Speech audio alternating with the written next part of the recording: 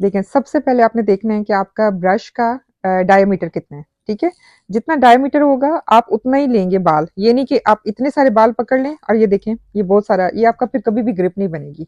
तो आपने उतना लेना है जितना आपके डायमीटर है बालों का, ब्रश का। ठीक है, जैसे ये है ना, इसका देखें, बस इतना लेना है हमने बाल।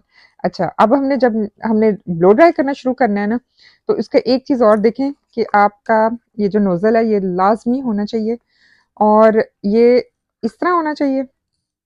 नहीं, ये इस तरह होना चाहिए, जिस तरह ये इस तरह है ना, तो आपका हवा भी लाइन होना चाहिए बिल्कुल एक जैसा। ठीक है, उसके बाद आप इसको ऑन करेंगे, अपना देखेंगे कि कितना डायमीटर है आपके ब्रश का, उतने ही बाल पकड़ेंगे। और उसके बाद आपके हाथों की अंगूठी की ग्रिप होनी चाहिए यहाँ।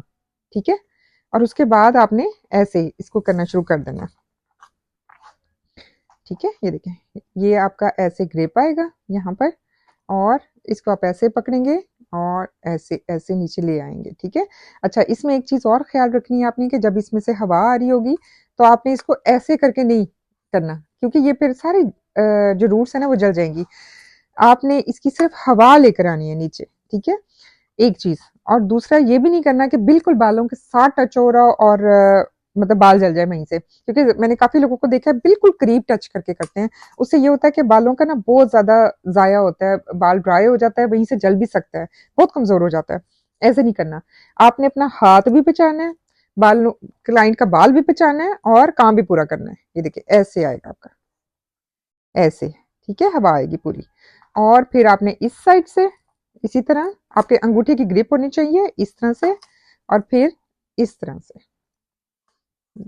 ठीक है, जैसे ये वाला स्टेप 1 था, ये वाला स्टेप 2 है, ये वाला 3 है, और लास्ट में बिल्कुल। ठीक है, और ये जो है ये लास्ट है।